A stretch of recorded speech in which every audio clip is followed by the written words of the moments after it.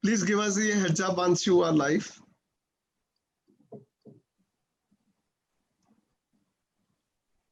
Yes, we are live. Good afternoon, everyone. Welcome to Vastra 2020 session. And today's session is on Australia, India, insights into the business opportunities post-COVID 2020. Today we have with us an awesome set of panelists right from Australia. Nothing but a buying community, which is representing the fraternity on the Australian side. So we'll have a great discussion today while taking up this session with them. Welcome everyone, welcome all the ladies to the Vastra session today. I'll take a minute to introduce myself. My name is Sonal Jain. I'm the founder and ideator of Sowtex Network, a qualified BCom and an MBA with over 20 years of experience in textile industry. I started my career in the tech insurance as a tech insurance professional in Australia and gained experience while working in a family textile business, starting from the wholesale, manufacturing, exports, retail, and online B2C platform before starting Sowtex. And I strongly believe that change is the only way to grow in life. For the people who are not aware of Sowtex, Sowtex is a tech aggregator knowledge platform offering B2B connections in the global landscape.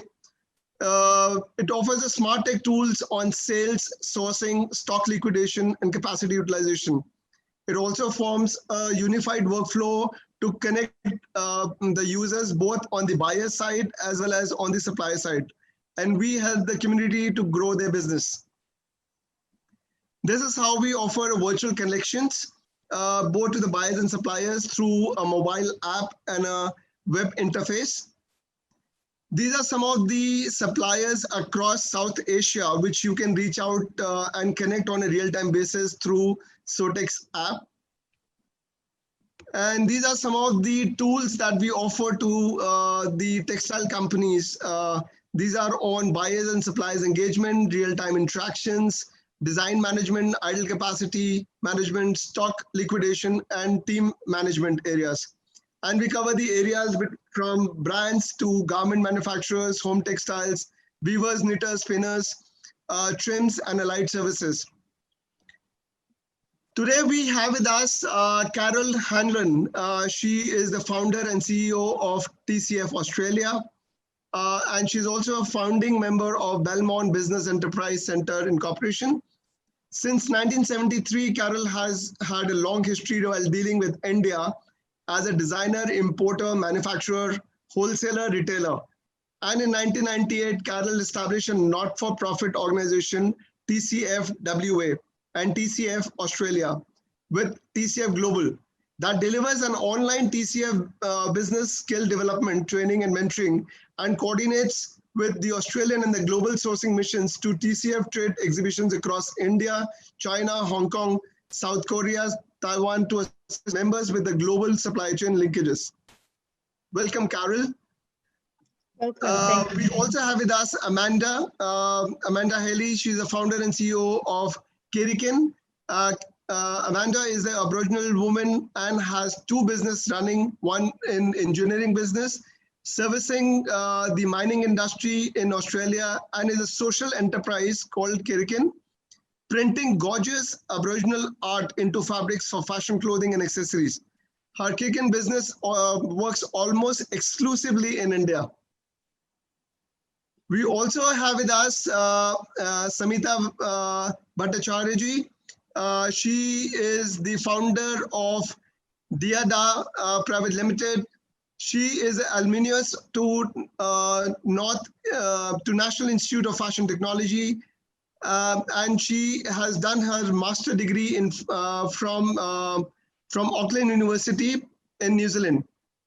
Samita is labeled Diada offers edgy and ethnic fashion. Diada has showcased at the World Boutique Hong Kong, Mercedes-Benz Fashion Week in Australia, Air New Zealand Fashion Week are amongst this. Samantha's recently won silver trophy in Astumarbug Awards as well. Welcome, Samantha. Thank you. Gary Loshki, she's a director at Ivy and Isabel. She has a background of being a manufacturer as a popular wetsuit brand in Australia, from designing to making the patterns, custom cutting, and running the factory. She is on an invitation to India to attend a trade fair.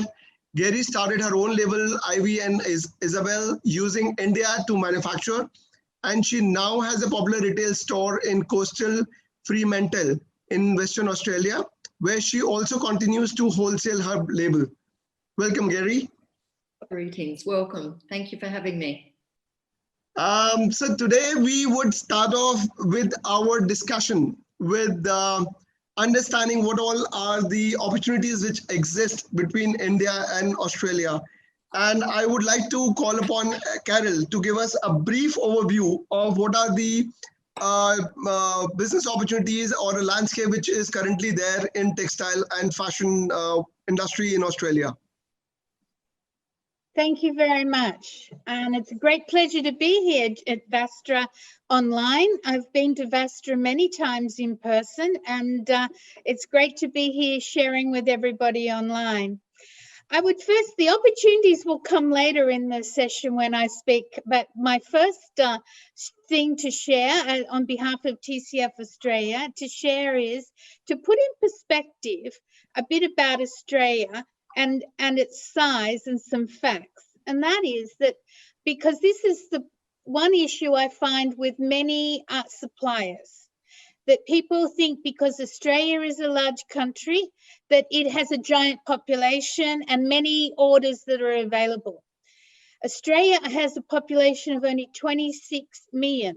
That's the same as Taiwan, which is like the same as Tasmania or less. Okay, with only 26 million in a big country, the retail spaces are very difficult to maintain. The other thing is that with 26 million people, 98% of business in Australia is a small business, 98%. And of those 98%, 87% are micro businesses. Now, a micro business means 5 or under employees. This is the exact opposite of what you're used to in India, which has thousands of employees, because you have that labor force.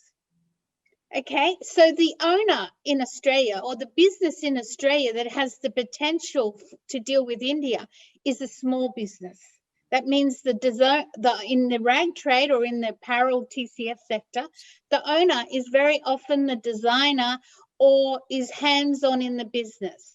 So that's the first thing to understand, that you're dealing with small businesses if you want to grow. The next thing to understand is Australia is in a recession. It's in a technical recession, but retail has been in a recession for a couple of years. That's the next thing to understand. When we're talking about COVID, Australia's borders are closed to the outside world. Okay, even the people who are Australians are struggling to get back into the country. If the borders are closed, Victoria, where Samita is based, Melbourne is still closed up, lockdown. In Australia, all retail went into lockdown in about April, May. Then some states went back into lockdown again into July, August, etc. That means retail stores have been closed. I would like your listeners to understand that if you're a retailer who's stocked up for the season starting February to May, June, which is the normal prime buying season for the first half of the year, what do they do with the stock that's hanging in their stores or their warehouses? Okay, so I'm asking your suppliers in India to think about the issues that your clients, your customers are going through in Australia of stock. How can you want to continue to supply more product to people who have got stock jam-packed who they can't sell to? And I'm calling on your suppliers, because customer service, quality customer service, will be the survival of business throughout the world.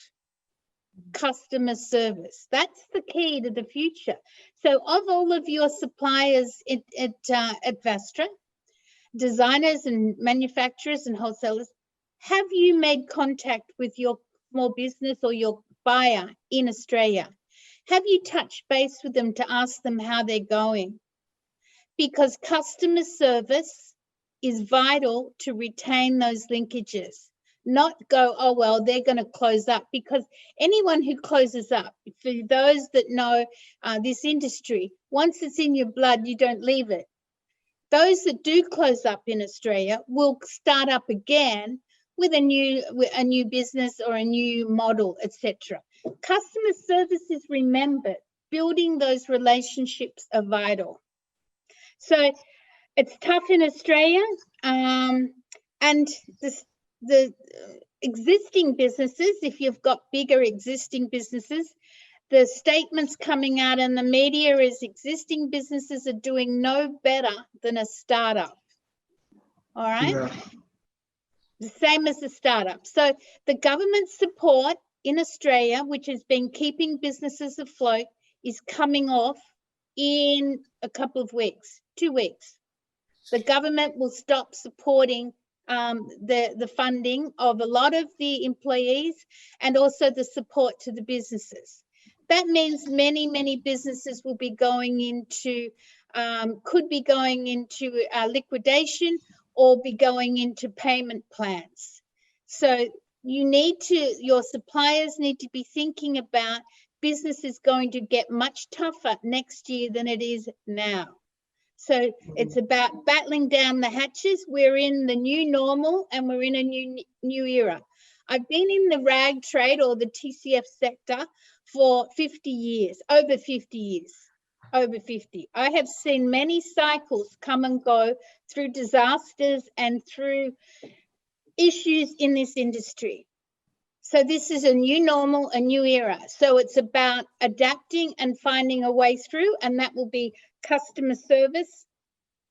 And as far as Australia goes, it's about understanding you're dealing with a small business, and also because many of the department stores have been closed up as well. Okay. So I understand the complete, situation in Australia, and thank you for updating us with the complete insight. We do understand that the business is getting tougher across everyone in the world, and especially the manufacturers who also have put up a large manufacturing basis requires a constant, input of business and orders to sustain their business cycle. But thanks for updating about the current market size and the opportunities that are currently there. And we totally understand that the business is, coming as to, we are all changing up to the new normal, and things are becoming a lot more different now, where there is a large set of potential which is coming out on the online business space.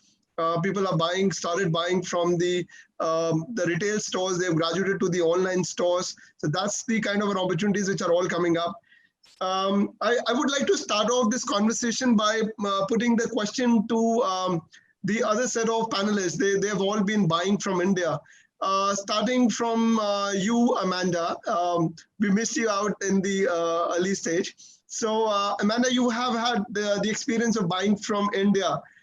So what do you think are the good things while dealing with India that you have faced? Or I would say, what are the good things that you have come across while dealing in India? Hi, Sunil. Thank you very much for the question. And thank you, Carol, for giving such a fantastic context. So I've been dealing with India since 2014 and have been a visitor, probably made about 3 visits to India, mostly to Delhi and Mumbai. And look, the things that I totally love about India is firstly, the quality of fabrics that you can get there. There's a massive range of different products and services to choose from. And the other thing that's quite interesting is the cultural contexts, which are quite different across the two countries, but similar in some ways as well. So it always is a interesting, challenging, lively, noisy environment to be working in. And for that reason, I love it. But I always find that the quality of the fabric is amazing. Nothing short of amazing.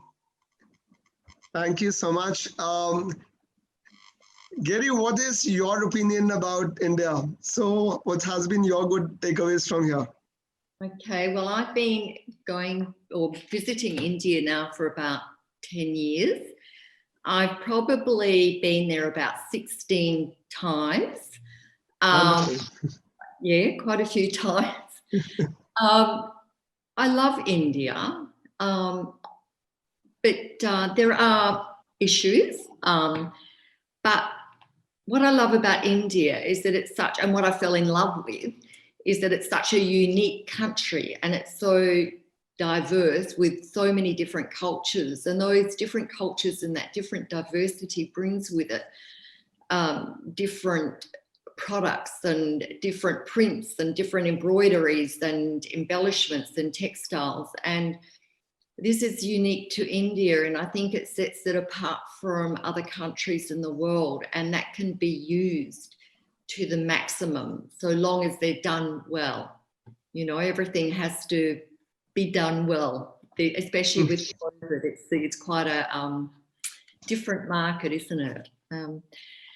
There's also, I found a great emphasis on sustainable clothing at the moment. So sustainable clothing, and we're all being asked, you know, to work with the planet and to work with natural fibres. Now, India offers a lot of natural fibres such as silk and linen, and especially the cotton, which I use a lot of, and I think the cotton is one of the best in the world. Well, it is the best in the world, and that's why I use so much of it. I love it. And there are so many other products too, like bamboo and blends such as rayon and viscose. And the printing in India is incredible. You know, you can just go to your Pantone and you can ask for any color and it can be printed, and then you can have a design and put that design across, and that can be printed as well. So there are a lot of skill in India. You know, it just has to be absolutely brought out to the best. And as Carol says, the customer service, it's just got to be promoted and worked with, and you know, not as many mistakes made with it on corner cutting and things like that. But we'll get to that later. And also the clothing's affordable. It's not as affordable as it was because the freights have gone up. The Australian dollar to the US dollar isn't as good as it used to be, but it's still affordable and we can still work with that. And often suppliers too are willing to work with smaller quantities. So that's such a bonus for Australia.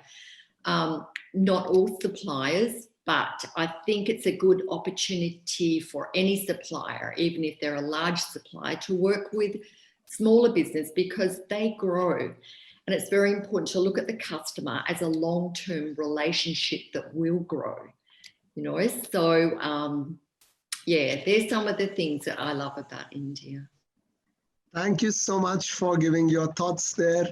Now I would like to come to Smita Banerjee. You are an Indian by birth, and I think you have had your degrees also from India, from NIFT. So being an Indian and, you know, of course, you have a small inclination of buying from India. But what has been your good takeaway in the last few years that you have been buying? Okay.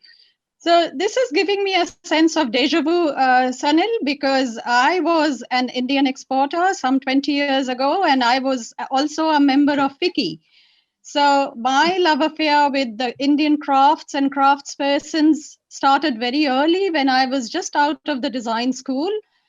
And the love affair has just grown over a period of time. So every time I go back to India and I travel all over the world, I work with artisan communities everywhere, not just in India, but what human hands in India can achieve. It's never failed to amaze me. And my only suggestion to Indian exporters is that you should optimize this enormous resource that's available to you. I have seen many Indian exporters fall into the trap of making 10,000 boho skirts for American discount stores at 50 cents or $1 a piece. But that's not what India is about. India is about value addition. It's not about assembly line production. So this is my word of advice to all of you exporters sitting there, is work with the enormous resource that you have at your disposal. So I'd come back to the other points, the glitches and everything later. But as of now, just acknowledge and optimize what you have, because no one else can do that. I've got all my orders because Samita can add value like no one else can. From day one to date, that's how I get my orders. So that's my 2 cents worth. Thank you, Smita, for giving such a positive, insight about your inclination of being Indian and also, buying from India as your process over the years. So now I would like to just take up a quick overview as to some of the issues that you guys feel. What are the issues that need to be rectified by the Indian manufacturers while dealing with the businesses in Australia? So I would like to start off again with Amanda. What is your take on the issues that you are currently facing, and where you feel that the people can improvise upon? Yeah, I guess that just sort of picking up the theme here, the issues that I have with India in particular is the size of the minimum order quantities that we have. That most of the companies, or the main company I work with, continues to tell me I need to have large numbers of things to make it viable. So I guess that my advice would be those things about the order quantities. But then the other things that I sometimes we get here in Australia very much is about the issues, I think it was that Jerry was talking about before, the sustainability issues. Are you eco-friendly? Are you cutting with no waste? Are you, do you have children working in your workshops? Those sorts of things are what really concerns our Australian audience, if you like. So in lots of ways, those things there should be a way for us to identify those really quickly, which would make life a lot easier. I continue to ask for quotes in Australian dollars, and I have had at this point no trouble with doing that. Some other parts of the world will only quote in US dollars, which makes it really expensive here in Australia. So so for that, I'm really thankful, but that would be a bit of an issue that I've had from time to time. Other than that, the MOQs, sometimes the quality of the work can be frustrating, particularly, when I've sent a pack of exactly what it is that I want, and it's hard to get exactly what it is that you've asked for back. But by and large, I think the biggest issue for me would be the order quantities still. Okay. And Gary, what is your area? I mean, what is that you feel that needs to be fixed in terms of the issues while dealing with Indian manufacturers? Okay, well, there are a few issues I've had, but this is the main one. And I think it can be easily remedied, but there needs to be a change in the process and a changing of thoughts with the suppliers. Okay, there are amazing suppliers in India, and I deal with quite a few of these. Their products are amazing. They come to Australia and they're perfect. They're exactly the same as the sample. But all too many times a buyer will have a sample made, give the supplier the order, then they'll receive the order after paying freight, tax, etc., often visits to India, and the order isn't exactly as per the sample. The fabric these are all issues that I've had, not once, not twice, but a lot of times. The fabric might be flawed. The sewing is substandard, done very quickly, without quality control in the factory. The embellishments and buttons, which look beautiful, but they're not sewn on properly, so they come off. And then it's very difficult when we send those garments out to our customers and they're sent back to us, because that affects our reputation. And that's, I think, as Sumita mentioned about customer service, it's so very important. It's one of the, and Carol mentioned it as well, customer service is premium to buying in India, and the product that we receive has to be of a high quality, because that's what our customers expect. And because things have changed with COVID, or even before COVID, people do want, they're spending their money, but they do want a good product that's going to be sustainable and that's going to be well made. So if also you can end up losing a lot of money. I have lost a lot of money on products because you can't on-sell them. You have to take off your labels and you know, give them away or sell them in markets and things like that, which takes a lot of our time away from our businesses, and we end up losing money. So it is a huge problem there for us, and also affects our reputation. And also a lot of the times the supplier just won't take responsibility for that.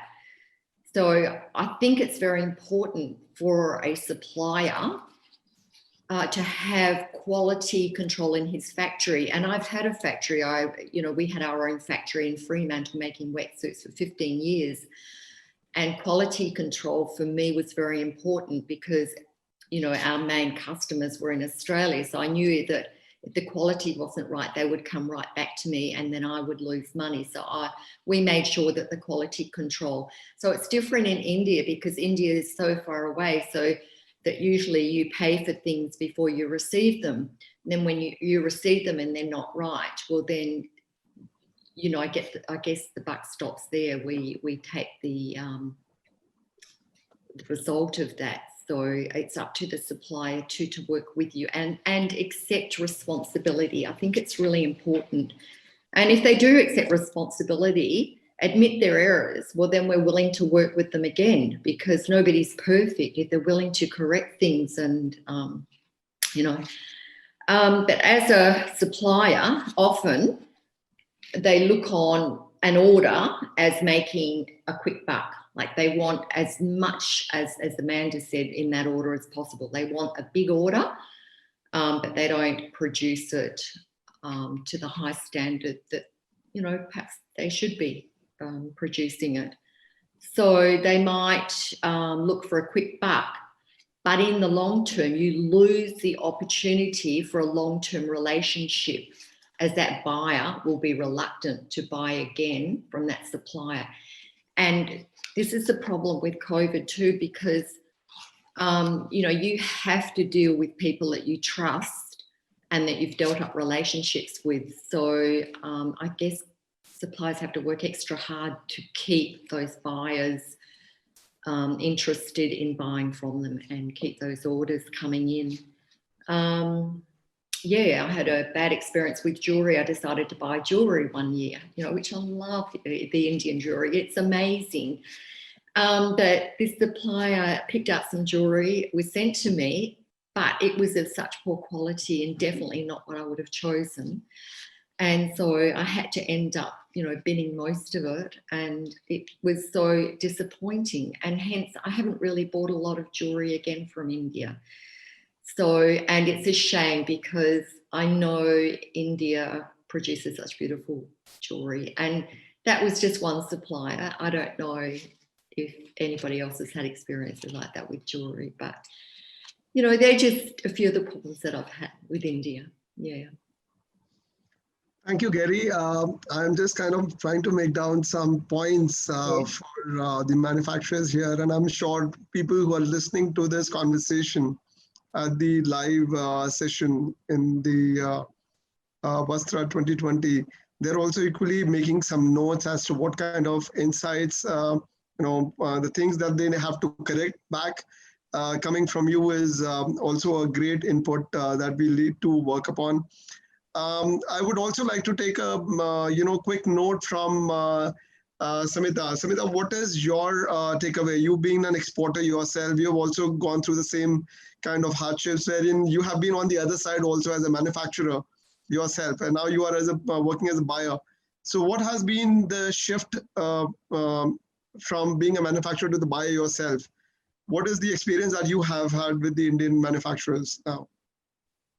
Well, I follow a few principles, Sanil. So I give it to you as what to do and what not to do. First of all, as Carol said, when you're working with Australia, you have realistic expectations. So if you are looking for Walmart quantities, then we do not have too many Walmarts. You know, it's a country of 25 or 26 million people. So be pragmatic. Go with an open mind, and if you are willing to do modest orders, and small business is the backbone of Australian business, so you should be prepared for that. Number two, and this is something I have always followed, if you cannot do something, not everyone can do everything. You know, if you cannot do a particular product, be upfront about it. Okay, it's good to say no right at the outset and set those boundaries. And once you have signed on the dotted line, you've signed the contract, then you make sure that you comply with the timeline, you comply with the quality, deliver as promised. So that's very important. And that I have always adhered to, even as an exporter. And now that I'm working within Australia, that's very important to me. And the worst thing you can do is go MIA, which is missing in action. You know, you don't take the calls, you do not respond to a client's email or a query. So that's the worst thing you can do. You know, you should be prompt, and things happen. You know, look at COVID. It's completely changed. You know, it's turned the world upside down. So I spoke to her because I manufacture for a lot of Australian clients within Australia, and I also manufacture out of India. So I picked up the phone and I said, see, shipments, you know, the customs, there's no clearance. We cannot take the, you know, the shipments cannot reach the port. So the first thing you should do is pick up the phone and notify your client, and you can tell them that this is the situation and this is how we can work around it. So that transparency is very important. Number three, you know, I haven't made a PowerPoint, but first of all, be realistic, be upfront. Number three, do not expect the products that you are selling in Northern America or Europe to sell in Australia. Australia has a different clientele, a different market, different requirements. So please do your research before you go into the Australian market. Even within Australia, you know, how a woman dresses in Melbourne would be different to how a woman would dress in Queensland or in Western Australia. So you have to do your own research. And from my experience, Australians love innovation because Australians themselves are very innovative, you know, being cut off from the rest of the world.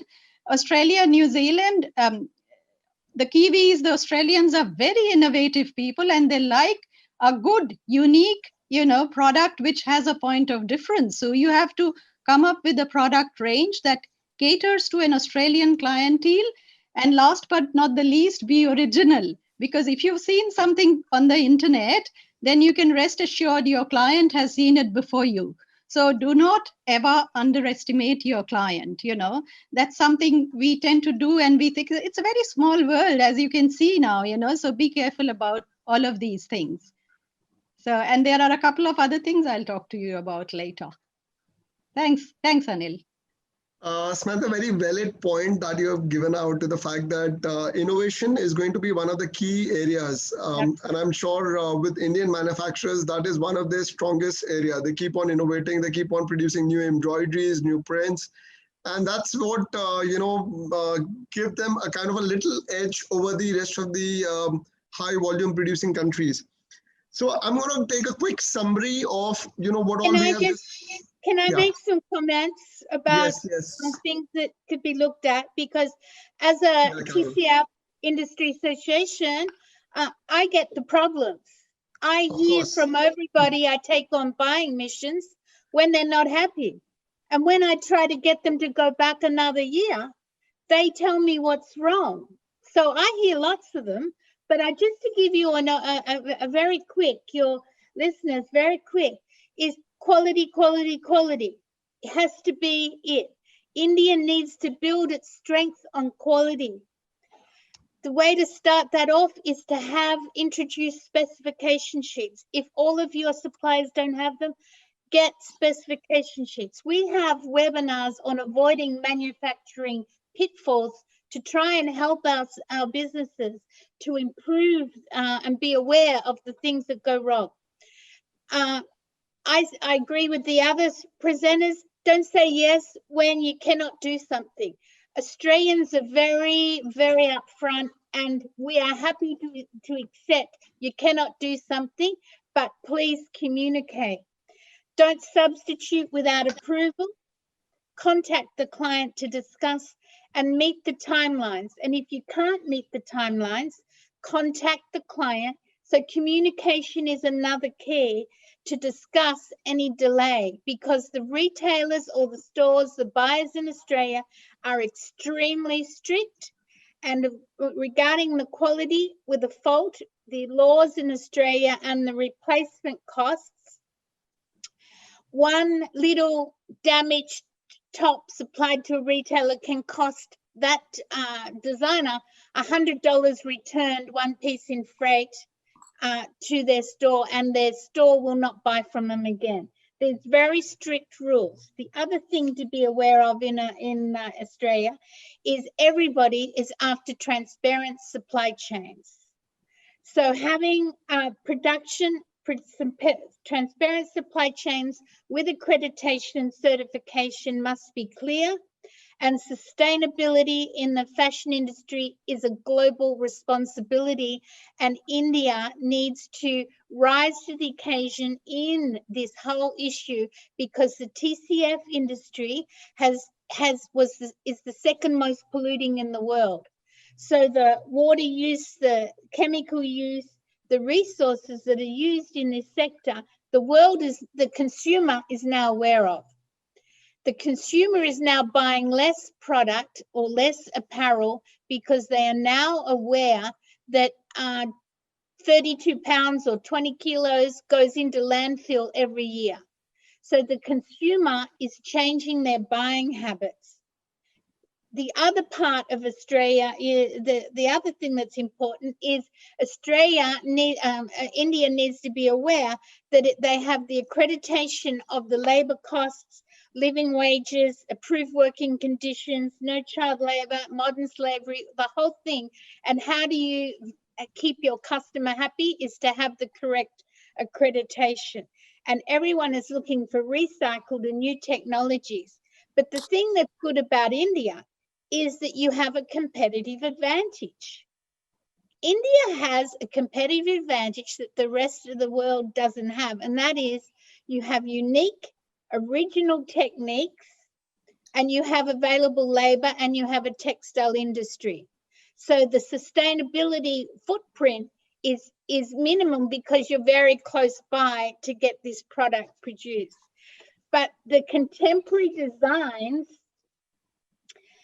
the opportunities is by using these wonderful Indian technology or needleworks and hand wovens and the textile to use them in new modern contemporary designs, and I I recommend that your manufacturers listening, to survive this new era and to build India on creativity and to build India on innovation and being able to meet the needs of a new era, is look at your factory and divide it up into smaller sample room sizes, so you can produce things in smaller quantities in quick response to meet the demands of your clients. Thank you so much, Carol, for summarizing the entire set of things together. I was kind of taking a summary of everything, starting from the customer service to the quality, the signs of the quantities that you're looking for, factory compliance, the labor compliance as one of the key areas where India is gearing up on a very, very strong way. Sustainability is as one of the key areas that we need to work on. Being transparent and having a transparent supply chain, which can be dependable at times. Then followed by the communication of things which are working, which are not working, and keeping the communication back to the customers all times. Followed by the inspection part of it. We need to also look at stitching standards. I think that was one of the key areas which was highlighted by Gary, wherein she said high quality stitching standards and the quality control, where she has not had a good experience with some of her vendors in the past. So I think making a note of all these things and knowing that these are all the areas which are being corrected in the last few years, and as a country we continue to evolve ourselves, and as we are gearing up for the international export compliance areas. So we are all gearing up as a country, and we will withstand on this particular set of challenges. And I'm sure with all the people who are listening to us in Vastra 2020, they're also making some notes into this particular area, and will definitely improvise on this. Just Can I just add one more statistic? I just add something that's very important for your listeners, and that is only 9% of people buy on price. 68% of people will change who they're buying from because of bad service or indifferent service. And that is what Jerry was talking about, not having the service back, customer service. So in 68% of buyers or clients will not buy because of indifferent or bad service. Okay, that's the key to growth. That is the key to growth for India to do a turnaround. Japan did it, China's did it, India's turn now. I'm sure we will not disappoint you as a manufacturing country also. We'll make a note on this particular area, and we'll definitely send this message out to everyone who is part of this ecosystem, that this is something which we continuously have to work around with. So I have before coming to the last question from my side, there is a question from Akansha Royal from Gurgaon. Carol, she's put up this question to you. What is the overall textile size in Australia? I would say textile or a fashion industry size in Australia. How would you, if you were to give it a number, what will you give it in terms of the numbers? I couldn't give an accurate one right now because Australia's been closed up. Okay. Right? As I said, what happened in 2019 isn't where we're at today, right? The whole of Australia was closed up. Okay, so I'm giving you a statistic that's out of date. You have to talk to your client base. Talk to your customers and see how they're traveling. Australia is a changed marketplace, all right? And even though for those that say online is going gangbusters, one of the risks of online is the chargebacks, which means that India, if I brought in a shipment from India and I've got it online, I have to be sure the quality is there. I have to be sure the fit is there as per my order with India. So the quality comes back because charge 50, the statistics are something like 40-50% chargebacks. Australian consumers are very fussy. Okay. So selling online is not fantastic if you get it all back. Absolutely. That's not going to work around. And with country like Australia and India, the distance is way too much. And we understand that there is no one can afford this chargeback. So there's a question to all the panelists here. How do you compare the manufacturing between Indian textiles over Chinese textile market? And where do you think is Indian manufacturers can improve to gain a better market access to Australia?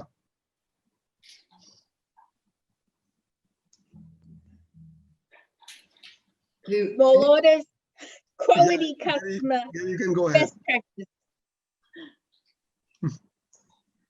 Is it just the one word we can say, best practices? Yeah. Can anybody say anything? Do you want me to answer that question, Sanil? Yeah, go ahead. Sunil. Okay, so there are three basic differences between China and India, and I was wanting to tell you this, that first of all, the FTA. So China has FTA with Australia, which means China and a host of other countries, which India doesn't have. And on every platform in Australia and in India, when I visited the trade shows in New Delhi and all, I have been trying to highlight the importance of the free trade agreement between Australia and India, because what happens is the importers from China do not pay anything, no customs duties, nothing, whereas importers like myself or Jerry or Amanda, if we import from India, we are paying customs duties. So that's one thing the Chinese have an advantage over Indian exporters. The second thing is, of course, the geographical advantage, which we can do nothing about. That's nature's way, because China's closer, so it takes 13 days from China to reach a shipment. To Australia, it takes 1 month from India. The other thing is the Chinese are actually more proactive and more organized. They are open to sampling. They are open to, if you go to Hong Kong and if you go to the Chinese trade fairs, you'll have small order zones, which is very useful for Australian buyers. And as my other two colleagues mentioned about quality, etc. So I think what you can do, organizations like yourself or FICCI or Vastra can vet the exporters, the vendors. So when we go to a business directory that's maintained by yourself or FICCI, or even the exporters those are displaying in trade shows, they actually tick a few boxes. So we know we can go with the confidence that if we do business from these people, they will comply with certain requirements like timeline, like quality assurance, like delivering what was promised. Product A is product A when it comes to us in a shipment, doesn't become a product B or a product C. So which is unsaleable, because Australia, as the consumer laws are very strict, we cannot sell anything which is substandard. And if there's a refund, then we have to offer no questions asked refund. So, obviously, if this is what's happening, we are getting substandard goods. So we just have to write it off, and then, it's a loss for everyone. So Australians, after one or two such experiences, they become wary of working with Indians. When I went into the market, the Australasian market initially, and I'm quoting my client, I was asked, why is it so painful to work with Indians? Exactly these words, but I wouldn't be biased. I don't think it is fair to, make generic statements, because if you are working in a country that has over 1 billion people, you would have good apples and you would have bad apples, and we have to just select the good ones. So you guys, who are organized like, institutionalized like yourselves or FICCI or any other government organization, you can actually vet and put together a directory of, ethical businesses that are compliant with GOTS or SEDEX. Carol was talking about certification. So I only work out of SEDEX certified companies, and So I know what kind of stringent audit, these people have in place. So similarly, you can have a vetting process. You can have a list of criteria, and you can only tell a vendor that you can be part of my organization if you comply with all of these criteria, and one strike off against you, that's a warning, and the second one, you're totally out. So then I know, okay, if I'm working with someone who's been recommended by Sunil, so then I would be ensured of quality work and quality service. So that's very important. So that's me. Does that answer your question as to why the Chinese have an edge over Indian exporters? So, yeah. Absolutely, absolutely. You've raised out a very important point in terms of validation process. And, you gave me a reason to put out a small video as to what we as part of the tech platform are doing in this particular space. So allow me a minute to just share this video with everyone today.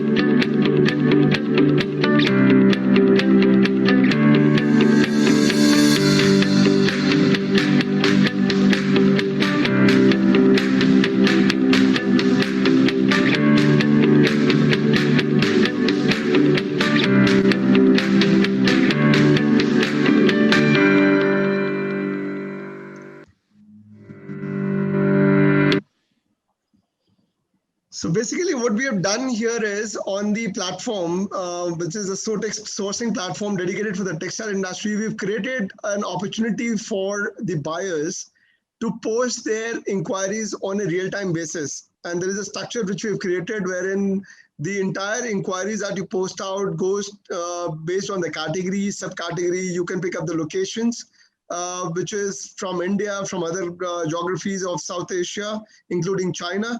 You can put in your requirements, attach your design image, put your response time between 1 days to 7 days, 10 days, put your target price, payment terms, and detailed specifications of the product.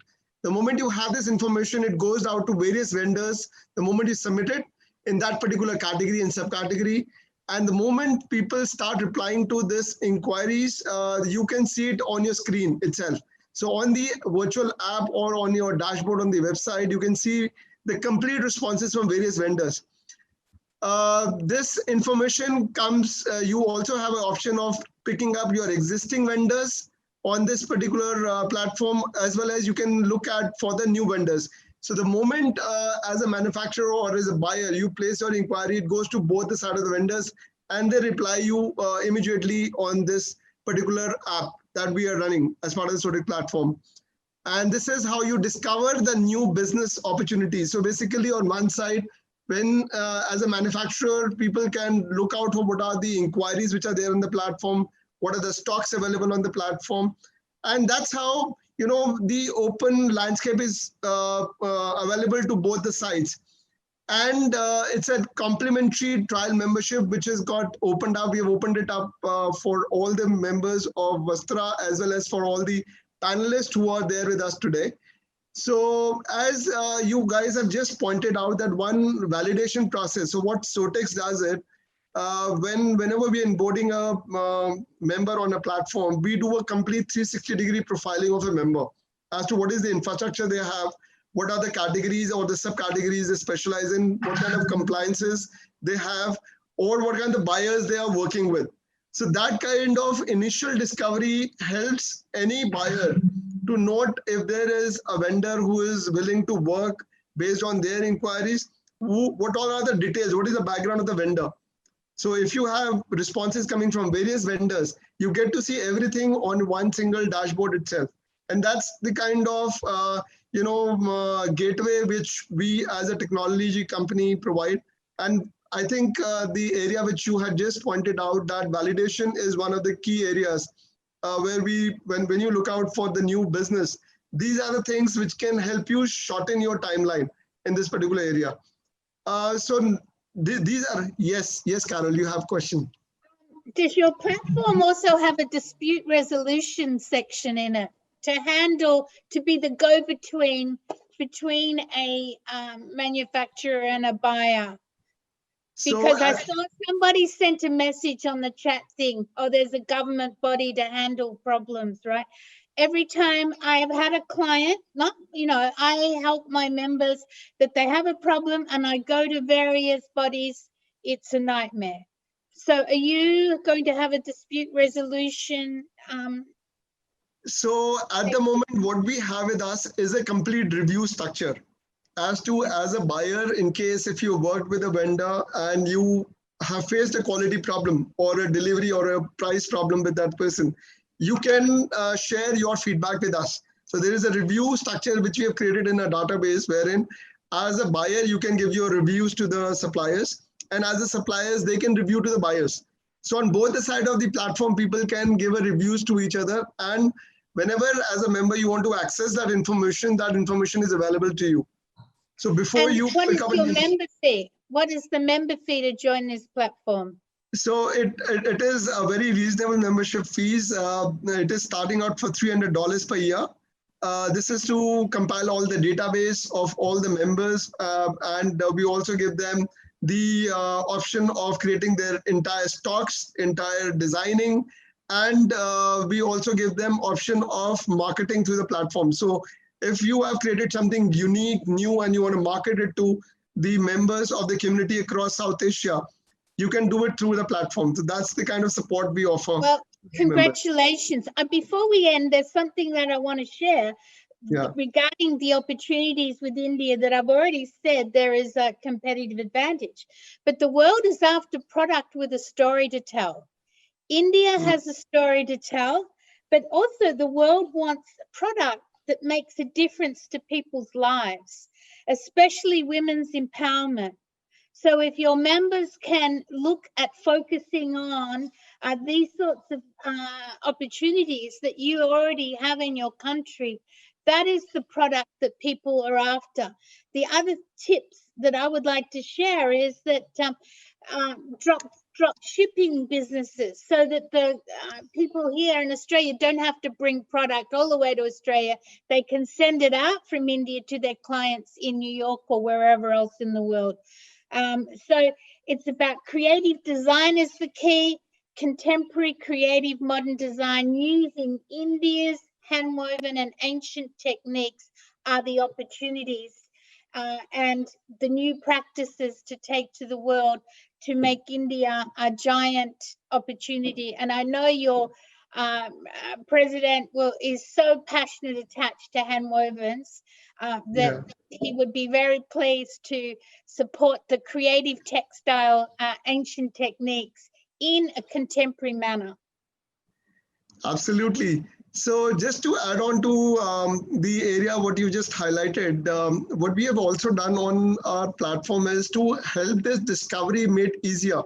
So for example, if you are a manufacturer, if you're a buyer and you're looking out for certain specialized kind of products, which is sustainable products, let's say bamboo products, aloe vera products, or manufacturers who are making this kind of fabrics, or what are the ready colors available in this kind of fabrics.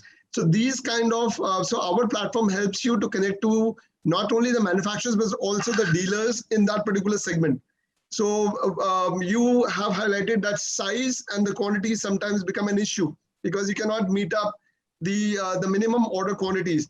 So what our platform also helps you to do is if there are stocks lying in various geographies of India or in, I would say, not only just India, Bangladesh, Sri Lanka, China, So those stocks details can also be made available. Right now, the stock details are available from India, majority, or from Bangladesh. But these helps you to take up a quick decision as to what kind of colors you want to choose for making your small quantities. So those kind of discoveries are much more faster using a tech platform like Sowtex. So I think if that is an area which you feel can also be broadened up, and with wovens and knits, wherein wovens is one area where India is really strong in at this point of time, and the cotton, which Gary also mentioned out that she finds Indian cotton to be very, very high quality. So discovering the right manufacturers or the people who are having those stocks in the colored areas or in the new colors which are available. So those kind of things are readily discoverable through our platform. Congratulations. Thank you so much. Thank you so much. Just as a last question to all of you, if I were to, summarize this complete session, what are the new opportunities that you think are available for Indian manufacturers looking at Australia? And I have taken a point wherein you did mention about the FTA. Samita did talk about that. And she also mentioned about the turnaround time, the logistics that we need to work around with, especially when we have to target Australia as a country, as a buyer, support, and how we become, as a part of the value chain. We need to cut down on the timelines. We need to cut down on the duty structure. Apart from this, anything, any specific categories you think are coming out wherein in these particular categories, India can eye of being your manufacturing partner there in textiles? A growth area at the moment in Australia is the home textiles, homewares market. Because everyone has returned to work from home, that is the growth sector, the homeware. They're updating, they're redoing. So the homeware sector. Okay. Anything from other panelists, Amanda, Gary, and Smita? What is that you guys have to share? Gary, you go first. You go. Okay. Just a few things. I mean, it is a changing world, and we have to change with it. And India has to change with it too. But it's really interesting in my store. I've got a retail store, and it's very busy at the moment. We had an incredibly busy day today. But it's very interesting. People are coming in and asking, where's this made? Now, if it's made in China, because where the relations that are going on, I'm just not politically involved, but this is a fact that people are asking where things are being produced. So there is a major opportunity for India now to get on that bandwagon. There is, I don't know what the time slot is, but get in there and work with that, because when I mentioned that I produce in India, people love that. They love buying the cottons, they love purchasing. So, but they do ask that question, where is it made? What else can I offer? I think simplifying ranges, because sometimes I've been into stores, and especially because it's virtual at the moment, if buyers are showing ranges, simplify them. Take out, because sometimes it's overwhelming, take out the things that haven't sold in the past. Keep these styles in there that have worked for you, perhaps adapt them slightly and use beautiful new prints, bold. So keep it simple, What else? Research. Who brought that up? I think you brought that up. But research is so important. So we're all on Instagram at the moment. Like, we have a huge Instagram following. So suppliers need to be proactive and research target customers to find out what they're buying, what they're selling and buying. And I think and it's quite easy to do, you can just hashtag and things like that. So I think research is such a good thing. But a couple more things that need to be said, I think, is that have a passion for your business. No business can survive without a passion. You can go to the best design school there is. If you haven't got passion and nous, then you won't survive. And Customer service is everything. Produce a fantastic product. Be honest and truthful in all your dealings. Don't run your business on your ego. Be humble. Listen to what the customer wants. So that's about it from me. Continuing with what Jerry has been saying, the Australian importers and the Australian consumers in general are veering away from Chinese imports. They are just moving away from China. And I think this is a very good time for Indians to make use of that opportunity. There is also a resurgence in local manufacturing. People are wanting to buy local Australian made. And you should look out for opportunities for collaboration between Australian manufacturers and Indian suppliers and manufacturers. You can supply inputs, components like value-added fabrics, for instance.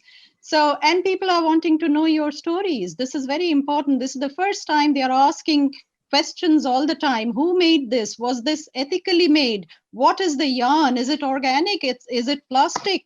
So, be ready with all the answers. We, those who are in India, or we ourselves who are of Indian origin, we have all the answers to those questions. We have lots of stories to tell. So go out and tell those stories. That's very important. Yeah.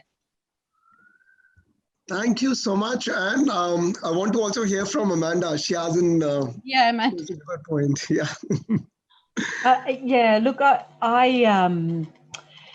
for me, I think a very similar story. I'm very often asked, we've got a store in Perth City, and we are very often asked, where do you manufacture?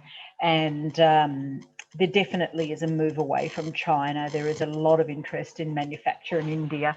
And in particular, I use cashmeres that come out of Kashmir. So that's always a very interesting discussion point. But for me, I would say the production needs to be extraordinary high quality. People in Australia don't mind paying money for something that is well made and beautifully presented. And I think, lesser numbers, bit higher quality is what I will be looking for in the next, 3 to 5 years in terms of putting on my floor. So I think India's very close to that. And I hear what all of the others say about the unique nature of the products and so on and so forth, and I think that's very true. I just would like to see move towards really high quality, beautifully made garments that as soon as you put them on the floor, people love them, try them on, the fit's good. So that for me would be what I would suggest as well, along with the other, sustainable, eco-friendly, all of those things. I always use a digital process in my printing, and I specifically print my own patterns. And the reason I use digital printing is because the quality is higher, but also the use of chemicals and water is a lot lower in that process. So, people always ask me about that. Well, why, what do you use? God, you must be using all the chemicals on earth. And so it's a really interesting story to tell that as well. So, those sorts of things, and understanding exactly how the processes work and what's better, whether digital or older style printing processes. So just those sorts of things are interesting for people to know as well. Yeah, thank you so much. I think sustainability and digital printing is one of the very strong areas where people would be, even in India, are taking a strong points. And for the smaller quantities and the boutique quantities, I think that works ideal for them, because it saves them the cost, efforts, and at the same time, the quality along with the consistency in the fabric is also there. So, Carol, we are almost towards the end of the session. So do you want to give any closing comments here? Well, I think if any of your manufacturers or are interested to connect with an Australian designer, I have endless amount of designers that I can connect them with. If you're looking at having a joint venture or having a designer to do ranges for your manufacturers or your factories, labels that have a contemporary Australian flavour. Australia is well known throughout the world for its resort wear. So that's one of the things that TCF as a not-for-profit we can connect you with. And I invite all the listeners to join TCF as a member, because we provide one-on-one support to help them connect or understand, connect with the supply chain, and also help them improve their business from a Western business issues point of view. Everything that's been shared from the participants is that India is now in the box seat, but it has to take the challenge and rise to the occasion for the issues that we've discussed. I see huge potential. I see huge opportunities to meet the demands of the global emerging designer, because some of the best designers in the world have gone into liquidation. Some of the best retailers in the world have gone into administration. We have turned the clock. The consumer is excited about design. Look at the emerging designers in India. I have designers in India that join my missions to go back to India.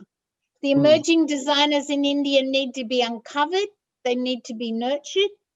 And any of the creativity is the key, and innovation is the key for the future, for creating new product that excites the global consumer to want to purchase again.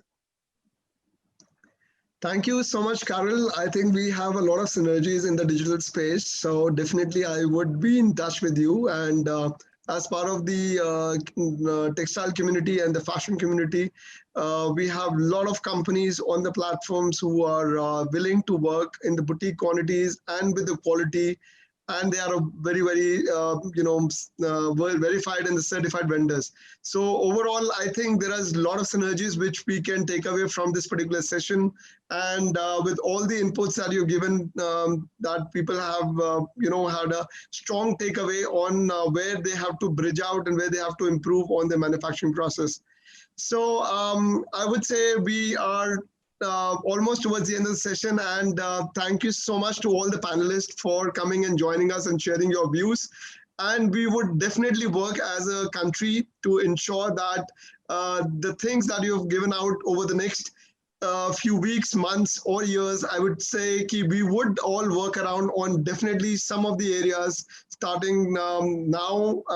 And we will ensure that as a community, we will not disappoint you to the buying side of the Australia. And we look forward to a very long-term relationship between India and Australia on the textile front, of course. And I would just like to comment on behalf of our designers. Thank you to Vastra for staging a virtual trade exhibition. And thank you for Vicky for facilitating this opportunity, because it's been great to share. And thank you for being our wonderful MC host, Sunil. Thank you so much. Thank you so much. And thank you to all the members who have joined us here as part of the attendees and who are hearing to us in the Vastra event. And special thanks to none other than Vastra team, FICCI team, and Garment Exporters Association of Rajasthan. It is their big initiative of putting all this thing together, and especially with the leadership team of GARE, they always take out all the extra time, put in the efforts to ensure that the buyers are connected to the suppliers and vice versa, and the vendors are having the access to the information and the inputs what buyers are thinking for add to their textile community. So thanks to all of the associations who are part of this, and thank you to TCF and all the panelists for coming and joining us in today's session. Thank you once again. Thank you. Thank you once again. Thank you.